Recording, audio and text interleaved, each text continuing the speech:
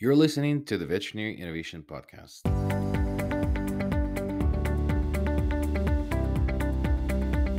You're listening to the Veterinary Innovation Podcast. My name is Sean Wilkie, and along with my awesome co-host, we interview the innovators in this space every week. Ivan, please go ahead and introduce today's guest. Hey, I'm Ivan Zach. I'm very excited to have this guest on the podcast who inserted herself in the world of burnout personally and to fix the profession, Dr. Amelia Knight Pinkston. So, Dr. Amelia is a recovered burnout veterinarian and the founder of Life Boost with Amelia, where she provides coaching and unicorn vet hospital consulting.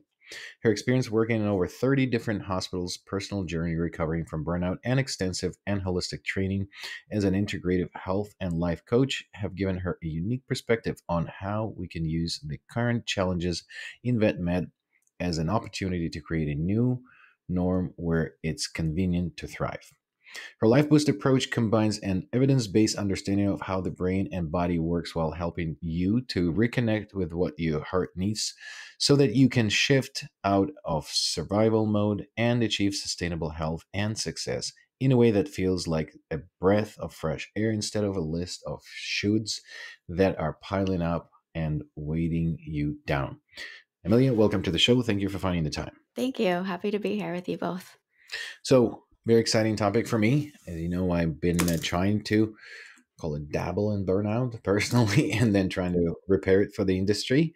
So I would love to hear what angle do you have on the burnout and maybe starting with why, as a cynic might say, why do you think this is a problem in our industry and what angle do you take to find the solution for it? So the why is because I personally experienced burnout a few years ago.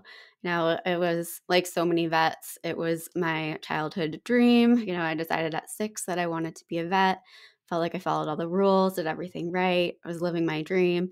And then that felt more like a nightmare. And since that point where I felt stuck and I was really just regretting my life decision to follow that path, I've been getting curious and just trying to figure out what went wrong when I felt like I was doing everything right. And it's not just me, I think that as I talk to other vets and seeing in different forums, we can just see that so many vets are feeling stuck or unhappy or drained. And I really am interested in getting to the root of those so that we as a profession can be creating change so that we're not just decreasing burnout, but we are really thriving. And in getting curious, I think one of the real issues at the root is that as vets, I think that we are really selected and rewarded for some of the signs that we are in survival mode. And we're already in that like fight or flight state. And so that's just not sustainable. Survival mode was never meant to be long term. It's great in the short term, but in order to thrive, we really need to be looking at how we can be shifting into a parasympathetic, safe, really be creating safety in our profession so that we can be thriving and supporting our energy. That's interesting. Before we jumped on the episode, I was on your LinkedIn profile and I saw that you had all kinds of different experiences. I'm going to guess not all good as a veterinary professional at a bunch of different veterinary hospitals. And so the question I have is, what good, bad, and ugly experiences kind of led you to this place of, sounds like self-realization that there might be a better way. And then I guess where I'd like to go from there is like, what is it that your organization does? How do you help people? What is Life Boost? Yeah, great question. So it's a great question, like what kind of contributed to that burnout? And I think what I've learned is that there were some aspects of my environment just wasn't working for me. For example, just being in work environments where I felt like I didn't really have a voice. And I hear that a lot, or if you're just not feeling like your feedback is really being taken into account, or if you feel like you're not really set up for success sometimes, just not feeling like you can practice medicine in the way that feels good because of the way that the schedule is. Those were all factors that contributed to me just starting to dread, like sitting in my car a few extra minutes before going into work, just being like, oh, gotta get ready for this day. But I've also realized that there were aspects of just the way that I was living. It was being in that survival mode that was contributing for me. That flight and fawn response, I was kind of stuck in those. And that flight is kind of that perfectionism. I was having impossibly high standards for myself. I felt like I was the type of person who didn't like to slow down. And it turns out that that would mean that after a long work week, I would go into the weekend and I would feel like I needed to rest, but my brain wanted to be productive and rest felt unsafe. And so I was never really recharging. And same with fawn, I was a big time people pleaser. And so just saying yes to too many things because saying no and kind of creating that space and time to recharge felt unsafe to my nervous system. And so was easy to want to just blame my environment for or profession for burnout, but there really were these traits that I felt proud of in a way, some of that like perfectionism, always being busy, that were really contributing to my burnout. And so now with Life Boost with Amelia, I do coaching. So I coach veterinary professionals who are feeling drained or stuck, or maybe new grads who are wanting to be proactive in having a sustainable career. And I have programs that really walk them one step at a time through making sure they're not in survival mode, having tools to manage their stress, and really finding out, increasing that self-awareness of what do they need in their environment to ultimately be having more things that are boosting their energy than are draining it. Because ultimately, that's what it's about at the end of the day. And I'm now also supporting hospitals in that way too, so that they understand how to be supporting their team. So there's two, I believe the same thing. There's two sides to the burnout. And for the most part, what I've seen our industry does, they're more sort of, especially I've seen many corporates, they more so focus on, oh, veterinarians burn out. Well, here's a meditation room, psychiatrist, and a week off. That's your problem.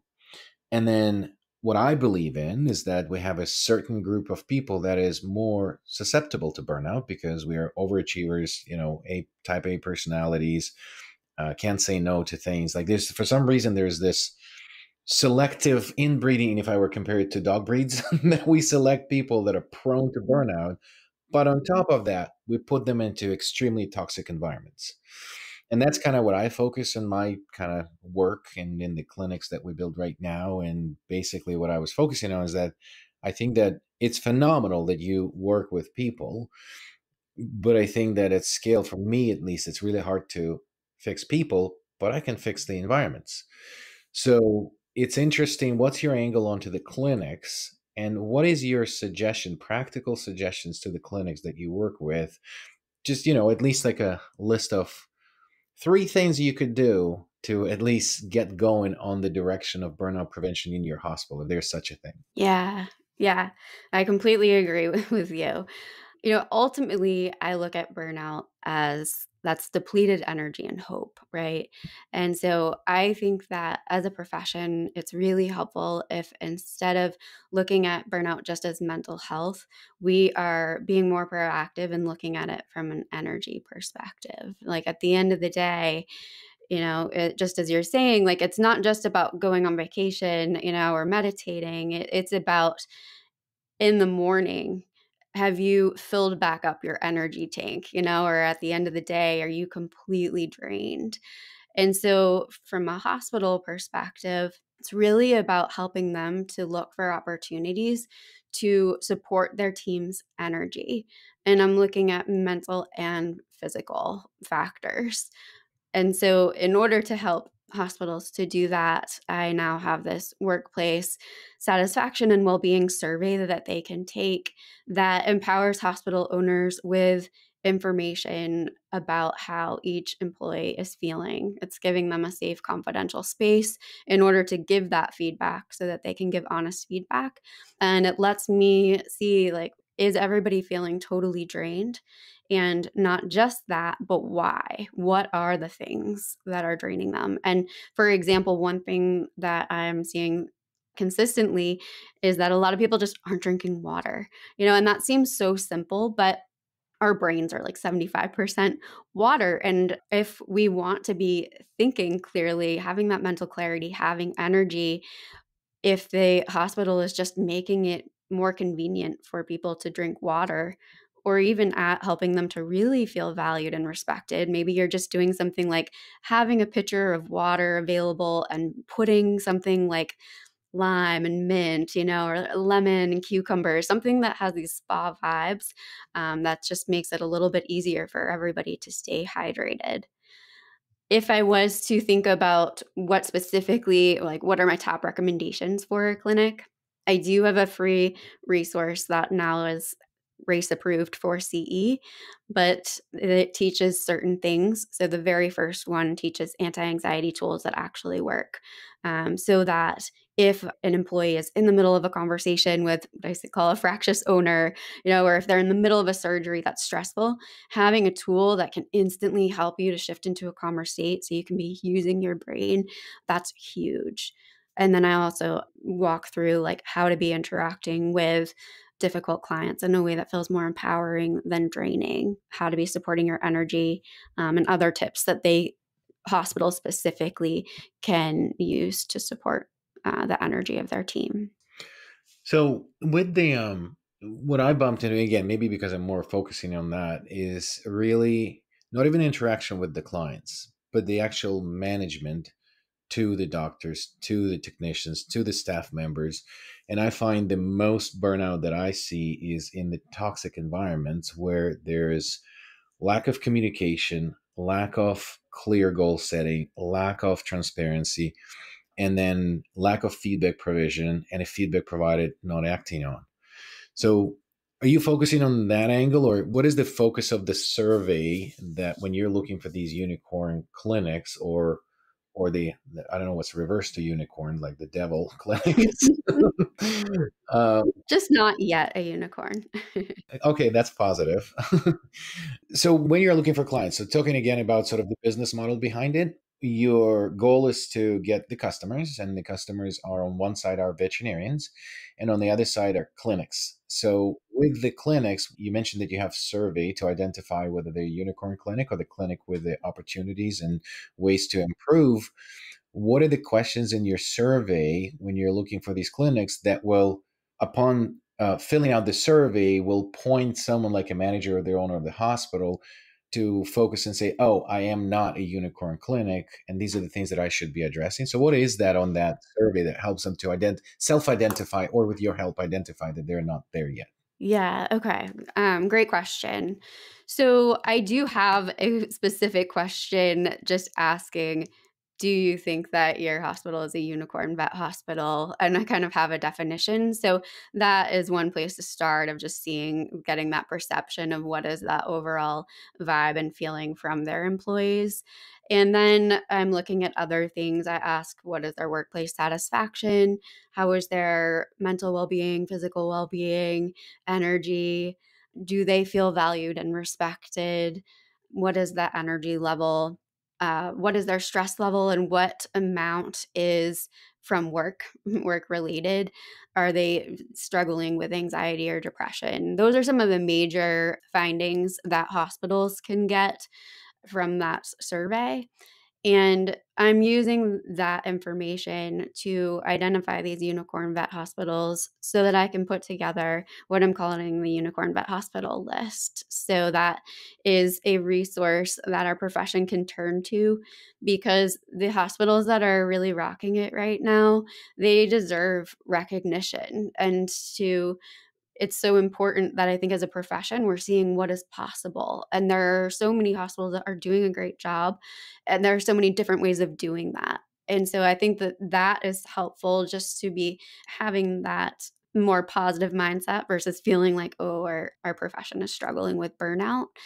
And for hospitals that aren't yet unicorns. Now they do have some information. And if they want to dive deeper into the details of that, they can schedule a consult with me and we can come up with a plan that works for them in order to be supporting the practice owner, the practice manager, and their employees.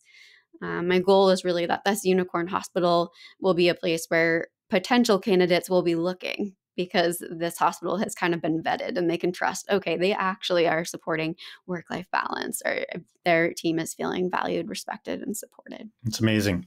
So a couple questions for you. How many hospitals are on the unicorn list right now? So right now, this is something that I'm starting and collecting data. And one thing that I want to be doing is looking at what are the averages and which hospitals are kind of above average and really standing out. So far, the data that I have, there haven't been any hospitals where the majority of their team is like, yes, we are a unicorn vet hospital. And it has been interesting because some of the owners that wanted to do that, they really felt super excited about what they were doing. And, it's not a problem when there's that disconnect. That's just so valuable to have that information, because if a practice owner feels like, yes, I'm doing amazing creating this environment, and yet their employees are like, we don't feel valued, respected, and supported, now we can start figuring out where's that disconnect so that they're not wasting time and energy doing things that aren't actually working. Yeah, that makes a lot of sense. So, Ivan, maybe you can be the first hospital on the list. You'd like that. Yeah. Not the first, but the first 4 that we already have open. So That's right, exactly. And then my last question for you before we have to wrap up is, when we look out 5 years, what does your company look like in 5 years? It seems like you're this optimistic, positive thinker. Where do you want to be? What's the vision for what you're doing? Yeah, so my vision, I would love to be having like a unicorn vet hospital certification, really creating a new norm in vet hospitals that does have a nervous system perspective, that's creating an environment where it's convenient to thrive, really having systems where we are setting vets up for long-term success. And I would like this unicorn vet hospital to not just be something that professionals are turning to, but I also want it to be a resource for pet owners to find hospitals where they want to go, because so many pet owners that I speak to, it's also important to them. They want vets that actually want to be there, and to know that their doctor feels valued and supported and that they aren't exhausted. They're using their brain optimally. And so my hope is this is just a really exciting resource for our profession. Amazing. Well, great episode. Great work that you're doing. We've got a couple questions to wrap up. First question is a TED Talk, a YouTube video, something that you found inspiring that you'd like to share with our audience. A book that I just recently read, actually, I love because it really is showing that link between mental and physical health. So it's called Angel and Assassin, the brain cell that changed the course of medicine. There's just exciting research with microglia cells, a brain cell, showing that kind of chronic inflammation, whether that's from like ultra processed food, chronic stress, toxins, it actually changes the way that they function. So instead of being really supportive for neurons and helping to build connections, it starts to become destructive. And that can cause cognitive, emotional, behavioral changes that they're finding are now contributing to things like anxiety and depression. And so that is so exciting, I think, that we're identifying that. It's, if you think about the normal vet hospital environment and the foods that are available, that's another reason why I think if we are taking more of a holistic look and being proactive about how to create an environment where it's convenient to thrive, even thinking about the food that's readily available is an opportunity to really be supporting burnout in a novel, proactive way. excellent. And then the second question that we usually ask, is there another guest that you would recommend for this podcast? Yeah, so a couple come to mind. Dr. Christine Staton, she's the veterinary MBA on Instagram, but she strikes me as a practice owner and leader who is willing to think outside the box and really sees challenges as opportunities. And I know she has a lot of great resources for practice owners. Thank you so much for listening to the Veterinary Innovation Podcast. If you want to hear about our new episodes, please follow us on any social media channel. Also, you can check out our website at veterinaryiinnovationpodcast.com. See you next week.